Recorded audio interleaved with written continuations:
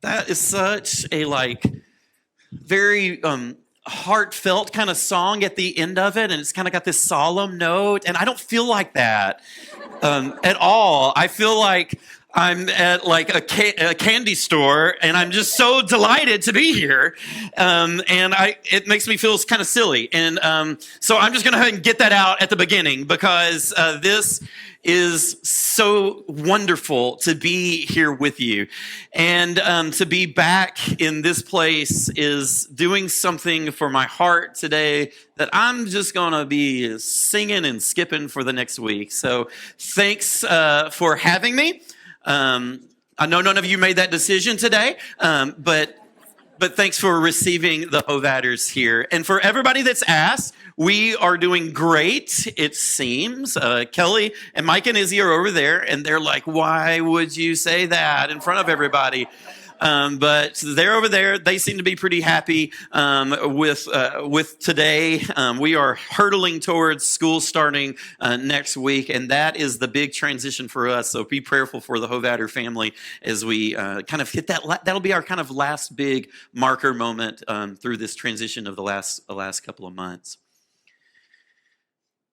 I want to say, and I'll just echo what Josh said a moment ago, that the reality is that we are one church, right?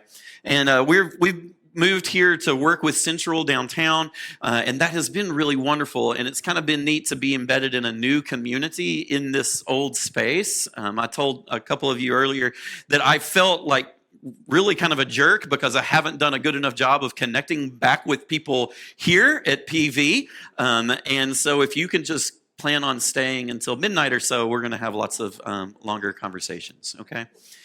On September the 11th, in about 5 weeks, we're going to have I know that one of the things that happened over the last couple of years is right before the onset of COVID, you guys were having those War Memorial gatherings, okay? Central and PV and some other churches too. And the Hovaters were watching that kind of stuff from afar from our home in Tennessee. I was really jealous. And so when we got here, the first thing that we did is we said, hey, let's do that again. Because we missed out. We weren't here yet. And so we are going to do another kind of reunion of that sort of thing. And we hope that you guys are going to be part. I know Josh is helping us lead worship for that event. And I know I really am looking forward to having one of those spaces where we can celebrate the unity of God's people in this wonderful city. Hope you'll come. Let's pray together. O giver of all good things, maker and knitter of the universe, the one who gives life to all things and who holds all things together. Would you give us in this moment a sacred attention to be able to sense the world in which we live and to be able to know for certain the things that you have placed in our lives, the world in which you have embedded us, and your presence among us. We pray this in the name of Jesus. Amen. We have come back here partly because we believe that Little Rock is an enchanted city. Now, I think really when it comes down to it, all of the cities, all of the towns, all of the places where people live are enchanted in their own way, even though we may have forgotten that. But we just know this to be a city like that. When I say enchanted, I don't mean that there's, fairy dust and little goblins running around or anything like that. I mean it in the sense of the philosopher Charles Taylor, who wrote a book called A Secular Age a few years ago, in which he argued that there was a time in which all of Western society basically understood themselves to be living in an enchanted world, a world in which God and spiritual forces were always at work in one way or another, affecting the lives of humanity and indeed the created order in which we live. But Taylor argued that we've lost our sense of that now we live in a disenchanted space in which we seem to have forgotten, even those of us who believe in God seem to have forgotten that the way of God's being in the world is always affecting us and always woven together into our own lives that we live. And if we can peek through that disenchantment, then we can realize that the places where we live, both the cosmos at large and also the cities in which we live, are really still enchanted places. If we can just wake up and see the magic just a little bit. When we came back here, part of that is because this is a place in which Kelly and I would say that we've seen some of that magic. We have seen God at work in this place. We have seen God's Spirit bring things about in this place, and we've been able to witness that. We just believe in it. And this place, this church, is a huge part of that. A part of our understanding, our coming to be aware of how God is mysteriously alive and at work in the world, carrying us along to something that is bigger, way beyond anything that we could do or experience on our own.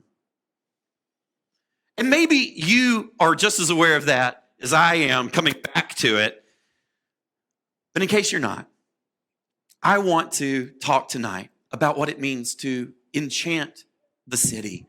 And really to talk about what it means to remember that the city is already enchanted, that the magic is already there. You don't have to cast some kind of magic spell. All you have to do is wake up into it. And I'm talking fast because I've got 10 steps. Also, I talk fast, but old habits. Number 1, stop everything. Now, that may be a little ambitious for step number 1. Probably should have some sub-steps.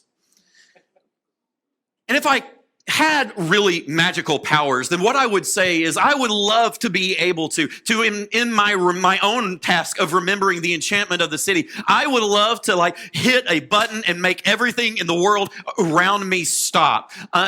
Like one of the old school superheroes that is able to kind of move faster than everybody else so that when they're kind of walking through the world, everything else seems like it's paused, frozen, right? You guys know what I'm talking about, right? Right? Okay, very good. So, I think about one of the old X-Men movies where Quicksilver, was moving so fast that he's going around in the middle of the fight scene, he's just going around and kind of looking at the bullets that are, paused in midair, and he's going and he's fighting, he puts this person up on his head or, whatever he does.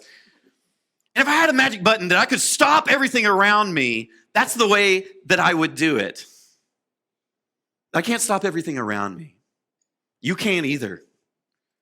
If you could, you would have time to examine every little spot in creation, really take it seriously and consider it, and really understand the magic that is woven into the cosmos in which we live. You can't stop everything. The next best thing you can do is stop yourself. And the church that understands the enchantment of the cosmos is the church that has learned the discipline of practicing stopping.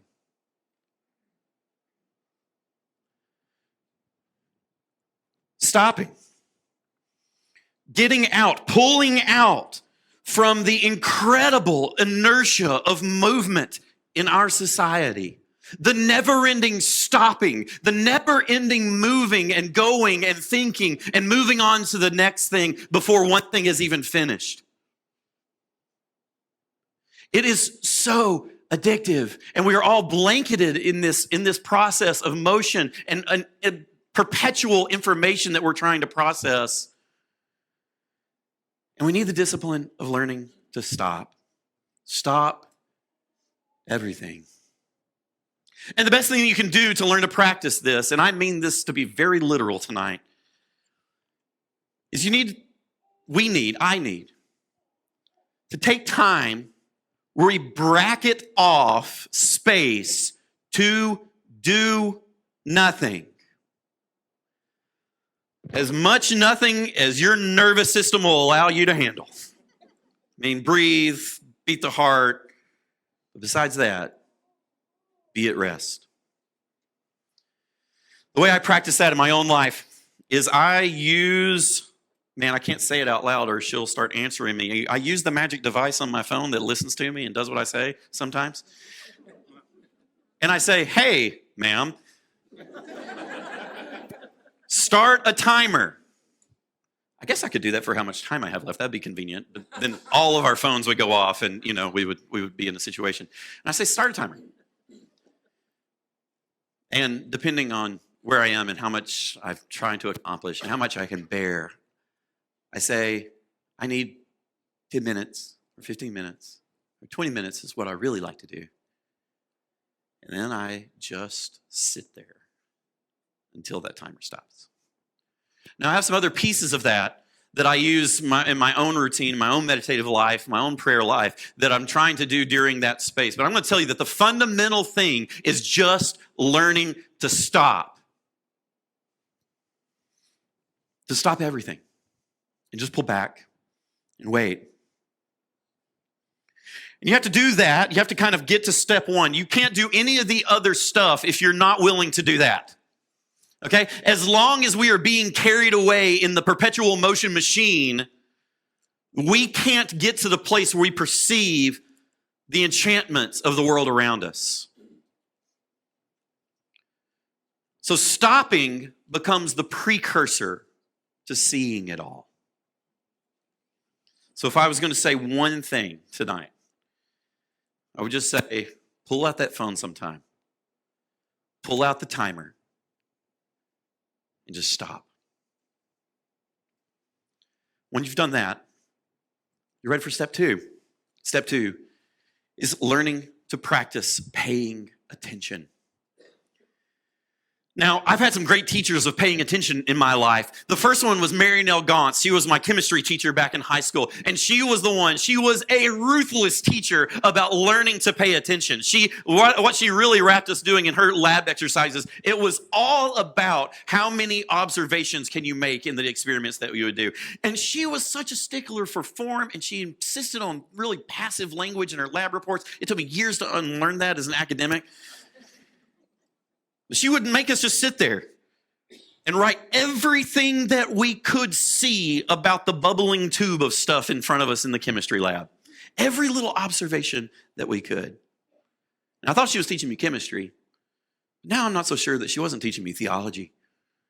Because learning to stop and to pay attention, pay careful attention to what's really happening is part of the key. It's part of the key of understanding the enchantments of all that chemistry. And all the magic behind what we assume is just mechanics and physics.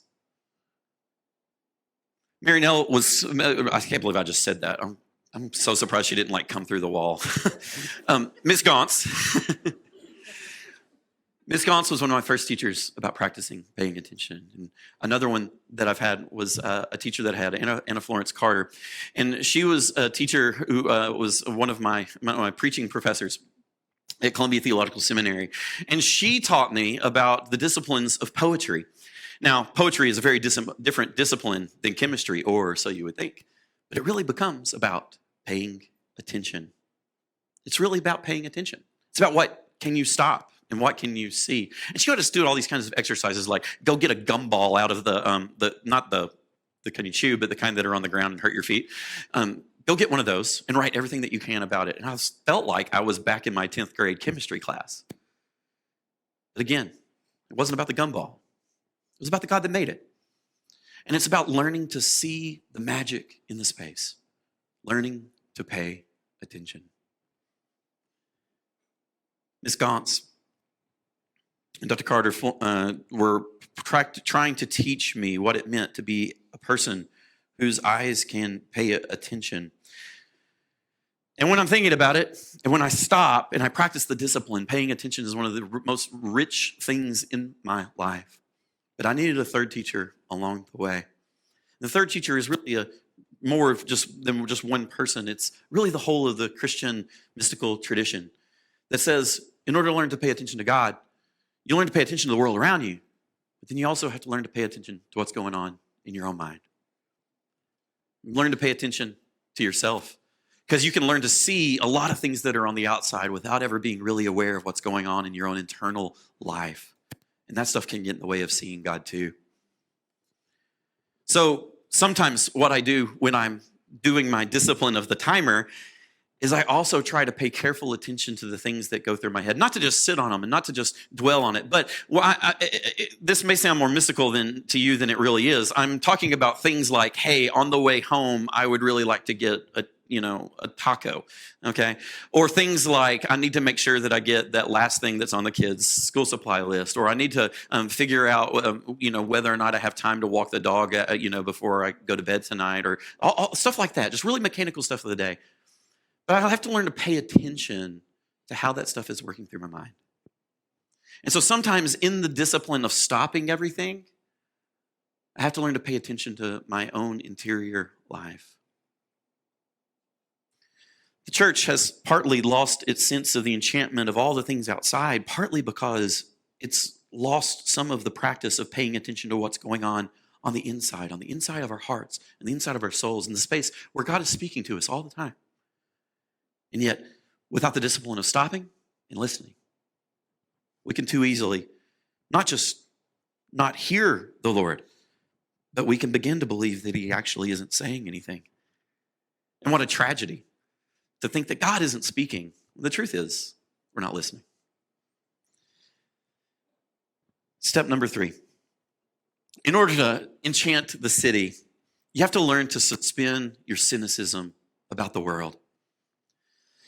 That little edge that kind of has a chip on its shoulder, that wants to give just a little bit of a negative thing to every little aspect of something you see on the news or something that you see in the city, that wants to begin with a critical voice of all the things that it encounters in the world. And it is very, very, very difficult to encounter God in a world that you engage with cynicism.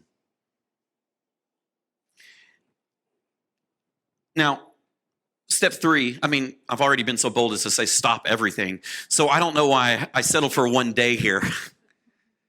Except for, I think it's true that for many of us, cynicism is such a habit of our being in the world that we really need that first step of just taking a single day.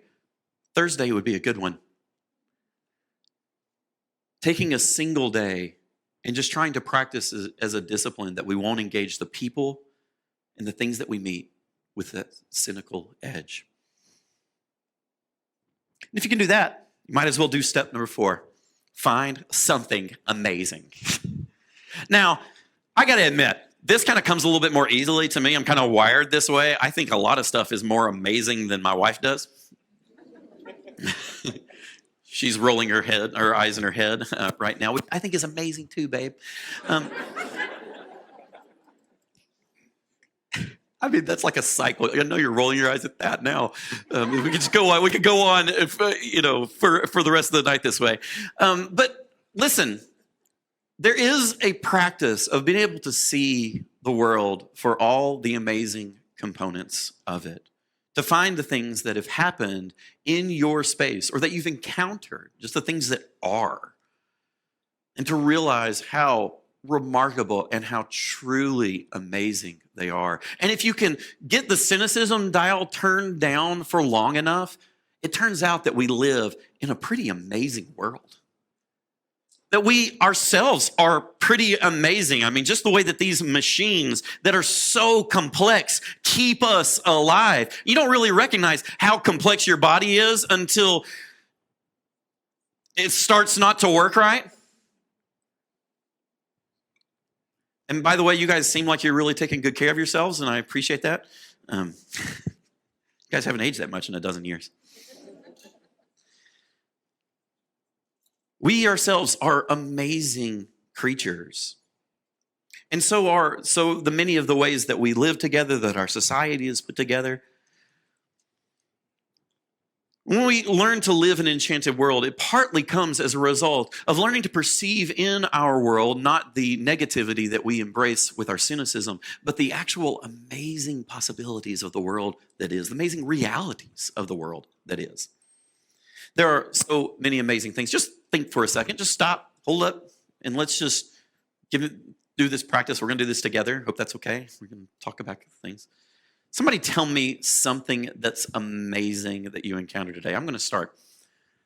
I found an old book that I loved so much 20 years ago. And I started reading it, and I started realizing that the story was speaking to me in the same old way. And it's just been blowing me away. So that's my amazing thing. What do you got? I got room for 5. Who's going first? I mean, don't take forever. Seriously, we don't have a lot of time. We're only on number 4. Rain. Oh my goodness. Isn't it? Yeah. I made homemade pizza crust and it was amazing. How much did you make? Okay, well, we're glad that you've learned this skill. It'll be very helpful for the community. All right, that's great. Wonderful. Yeah. Okay. Well, yeah.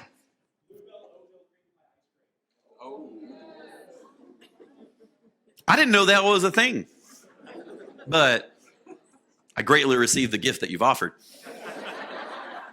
Yes. Emily, right? Did I get that right? Yeah. Okay, good. I'm so glad. Twist on a food one. My husband hates mustard, but he will still order me a sandwich with extra mustard on it. I want to say that Trevor is amazing. And I've always thought so. Well, yes. Okay, so is that 4? We got one more. Yes. My grandchildren. Oh, man. Amen. For her grandchildren or for... okay. All right. Yeah, I mean, I think both can be true. Okay, but you understand the question I'm at. Okay. Just wanted to clarify. We live in a world full of amazing wonder. Find something. Recognize it. And once you find something amazing, then we're on to step 5. Not just what's amazing, but can you name something sacred? Sacred is a really interesting word, isn't it? It means something like set off for a holy purpose. But what in the world hasn't been? The world sometimes doubts that there's anything really sacred. But I got to tell you, I have doubts that there's anything really profane. When God created the heavens and the earth, he creates all the creatures of the world, the creepy things that move along the ground, right? And God blesses them. Blesses them. In other words, pronounces them sacred in a way, right? When the world is created and Genesis tells the story of the creation of the cosmos, John Walton has noted that it follows a form that we find in ancient accounts of the dedication of temples. Now, I know we're getting a little nerdy really quick there. It's too much for a Wednesday night, brother. Okay? But his argument is this. The story of the account of creation is mirrored to look like what the pagans were doing when they talked about their own sacred idol homes, the temples, right? In other words, this is the point, right? The cosmos is the temple of God. The whole thing. From its separated light and dark to the beetles in your closet, right? Every part of it has sacredness. It is the space in which God inhabits. So here's the practice, okay, for step 5. Can you get into the space where you are acknowledging the sacredness of the things that you encounter in the world? Now, we just did a little practice and we said, find something amazing. What if you did that same practice retrospectively for the things that you encountered literally today, in your day today, and you said, where did I encounter something sacred? Now, some of those things are going to be more apparent to you. It's a lot more apparent that the laughter of your grandchild is sacred than it is apparent that the cockroaches in the pantry are sacred as well. But if you can learn to find those things which profoundly affect you as sacred, like the laughter of children, or the spaces in your own interior life where you had a longing to reach out and to know somebody, even loneliness is a sacred thing in its own way. And if you can find those things and begin to name them for the sacredness that they really have, then you live in an enchanted city. And you'll find that this isn't a place. It's not a city like, ancient Athens that had its, Mars, the hills, right? The Parthenon on the top that was the sacred space, and then the temples and the shrines for the gods around it that were marking the sacred space. You'll find that that this city is sacred all throughout. And there are sacred spaces and places and things and people. It has all been consecrated by God, by God's presence that inhabits it. So what if you took tomorrow and you just went with the mission into the world of naming the things that you encountered as sacred? Saying this moment that I just had with the administrator at my office who was trying to process my payroll, it was like talking to the priest of a sacred temple. It's just as sacred.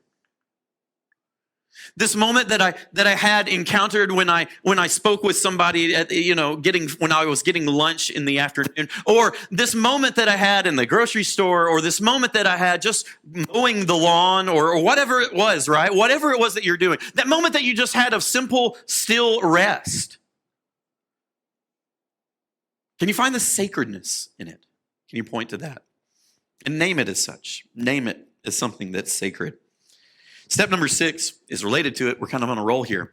Step number 6 is to learn to speak of God.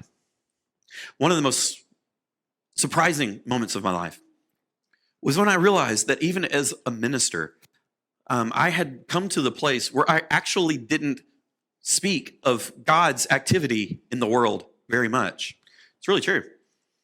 Okay? And I decided that I was going to take on a discipline. I'm going to tell you what the discipline was, and I'm going to tell you a little cheat code to make it work. All right? The discipline was that I would begin saying things like, God is at work in this thing that you're experiencing. People would tell me stories. I would learn to say something like, God might be doing this. Now, here's the cheat code for that thing, because I don't know if you feel it as much, but I know some of you are already kind of putting 2 and 2 together, and you're like, well, go walking around naming things as sacred is one thing, but you start saying that stuff out loud, people think you're crazy, okay? So here's what I did to kind of make it a little easier for me. Here's the cheat code. I learned the importance of the word perhaps. I learned to say maybe. And actually, I think that's a check against my own arrogance and hubris and the things that we might say and we might speak for God when really we're misinterpreting what God's doing. And we have to have a little room for our own inability to interpret God's work and God's actions correctly, okay? Everything that I see that I attribute to the hand of God might not be. And you know this because you watch the news, right? Well, I hope not, actually. But there are lots of people in the world that are too quickly to name things as God's work, which I think they're maybe misappropriating God's name. So in order to kind of check against that a little bit, I learned the discipline of saying, maybe, perhaps. I know it's a great trick. Perhaps what God is at work in this, right? Now, could you be comfortable saying that? I mean, really, could you be comfortable saying to somebody, perhaps God is doing something here? And you can leave it as generically as that. The important thing is not that you are giving a full theological analysis of all the actions of God, but we have got to become more comfortable in at least exploring with our words the possibility of God's work in the world. If we can't say it, we won't see it. And because we're embarrassed about saying it, we've developed a lot of habits that make it less likely for us to notice it. At least I noticed that in my own life. And I also noticed that when I began taking on the discipline of speaking of God's work in the world, that it began to change the kind of work that God was doing. Now, maybe not that God was actually doing more things, but I sure noticed it a lot differently. And having a willingness to be able to speak to it is, I think, a really important thing. Number 7, is embrace your vocation. Now, of course, I'm using the word vocation. I don't necessarily mean your job here, okay? I'm not using the word job, career, or occupation, okay? I'm using the word vocation, which of course has the root of calling to it, right? Some of us already are familiar with this difference. I mean, notice the difference when you think about something as your calling, then think about it as your occupation, or, I mean, occupation really just means like you're there. You're occupying the space. It seems like a pretty low bar. Or it's occupying you, perhaps, taking up your space, filling your being, occupying you. I don't want to just be occupied. I want to follow my calling. And my calling is not all the time the exact same thing as my job, okay? My vocation may not be a one-to-one experience with my vocation. In fact, if you've already moved on from what was your occupation, that doesn't necessarily mean you're done with your vocation. You may still have a space where you need to discover, and it may change over your life. It may change in different seasons. You may still need to discover what it is that God is calling for you to do and to be, and for the way that God is calling you to be at work in His world. I don't know what it means for us to all have different occupations, but I can tell you this. We have to embrace a broader space of thinking about vocation than just what we know in our occupations. Now, if we've already gone through the other things that are on my list, right? If we've kind of moved through our first 6 and we're learning to stop everything and we're learning to pay attention, we're learning to notice sacred things and learning to speak of God's work in the world in a different way. By the time we get here and we're embracing our own life in the world and our vocation is a calling before God, it's already becoming more natural to think of it that way, right? You can see that I'm not just putting together a random string of different things here. We're talking about a posture of being in the world. All of these things are just different facets of a different way of approaching and being in space. And if I'm going to be in that way while I'm walking around at Kroger, then I better be that way when I sit myself in my office too. There is no space that we can fence off as being immune from the activity of God. So if that space where I spend a lot of my time is in my vocational space of work, then I want to be able to see it as a place of enchantment. And this kind of leads to number 8, and it's not just vocation. If we embrace our vocation in the world, we have to keep broadening that space out, okay? Keep broadening even further and learn that anywhere we go with God. Anywhere we go in the world, we go with God. I told you a little bit earlier about my own meditating, my own prayer practice where I set the timer and all that kind. Well, part of what I do is I have a little thing that kind of, stills my mind, a little thing that I say, a prayer phrase. And that prayer phrase that I repeat to myself for a long time has been, "In you I dwell." Okay, so I set my timer, 20 minutes, and I'll sit there and I'll repeat to myself. I'll say the Lord's Prayer, I'll read a psalm. It's really nice. I mean, most of the Psalms are nice. Some of them, And then I repeat to myself this phrase: "In you I dwell. In you I dwell." Now, I don't think about that the whole time. I just use it as a way of kind of stilling my mind, is mostly the function of that. And I'm saying that because I want you to hear the next part of that, is that I realized after some time of doing that wasn't just something I needed to do in my prayer space, in the space that I was marking off as dedicated to prayer. I started saying, when I lay down to sleep, "In you, I rest." Or I would say when I woke up in the morning, sometimes it doesn't hit me until I'm in the shower, but "In you, I rise up for the day." In you, I've tried to once I've kind of unlocked this a little bit, I've started deformalizing my language so it doesn't always sound as prairie. But I've started saying things like, "In you, I eat this quesadilla. In you, I drive to work. In you, I walk the dog." Trying to remember that in all of those spaces, not just in the marked off place of prayer, but in all of the spaces of my world, Wherever I go with God. That I have to learn to receive the spaces that I go as something that I go with God's presence. The psalmist says, where could I flee from your presence? And it's true for all of us. Wherever we go with God, whether or not we go with our attention to God's presence with us. That's number 8. Number 9. I want to tell you something silly that Central has gotten themselves into with me. I don't think they realized this one. I started doing this thing, and partly because I was just, I wanted to have a different way of ending our service. And I know you guys for a long time did like shepherds. You got to do like the shepherd's prayer thing at the end. I don't know. It's a long time. Okay. Did he say yep? is that the stereotyping there?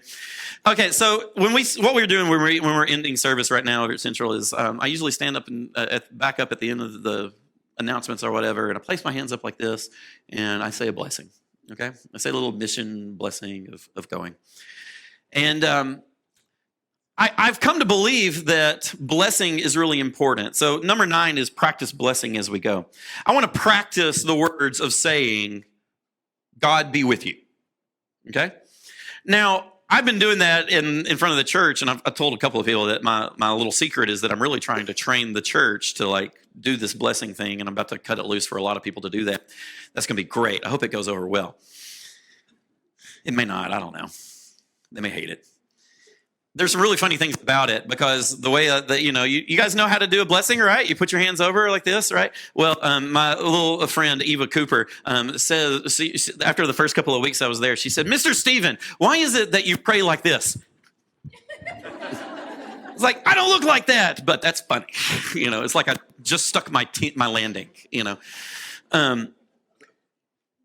We need to be better at pronouncing blessings. It's part of our collective calling in the world to bless the world around us. And we need to learn to practice blessing children, practice blessing our neighbors. And in the similar way I'm talking about speaking of God, we also need to learn to speak not just of God, but speak to God with the people that we're around. And it may seem like a super awkward phrase, but you can learn to bless people by saying things like, it's kind of a subset of speaking God's name. You can learn to say things like, "May God be with you." You know that moment in which you find yourself encountering somebody with grief and you don't know what to say? And sometimes people put their foot in their mouth because they try to say things to make the other person feel better and all that. Look, I'll tell you, this is as a minister, the thing that I've learned to say more that's better than anything else is just a simple, "God be with you. May God be with you." You don't have to fix everything. You just say a blessing. For me, the posture of blessing is this thing. It's this outside thing. But I've also learned that there's a different posture too. And this is step number 10. It is the practice of practicing receiving blessing.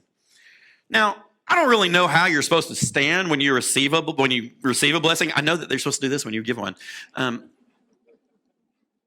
the way that I think about it, that you receive a blessing, the way I do it, this is so mechanical, is just to stand like this. Okay?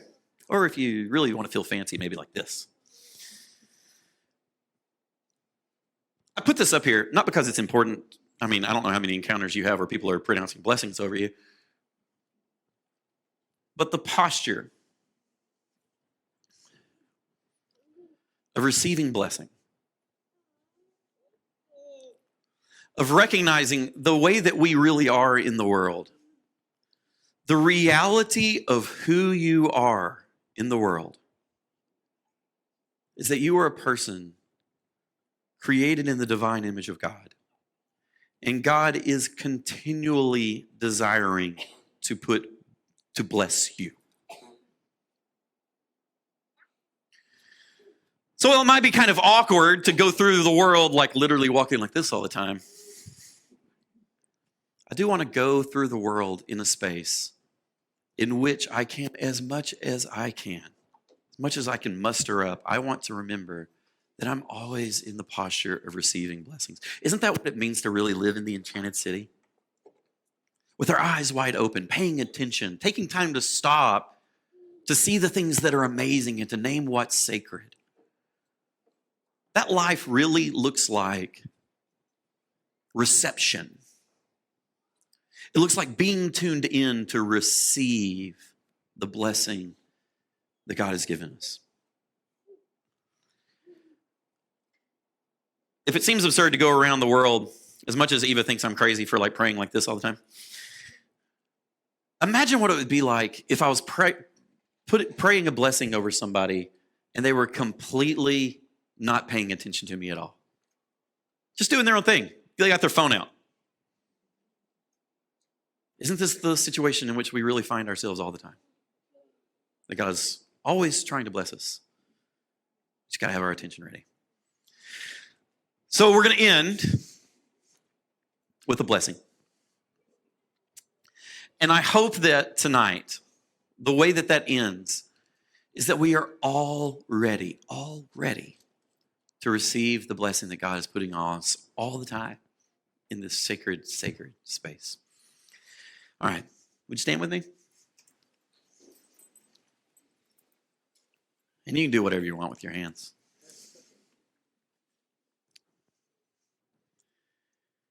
May God be with you. May the eyes of your heart be opened so that you may see the enchantment of the cosmos again and recognize that the giver of all good things is ever with you, blessing you as you go. Amen. Thanks, guys.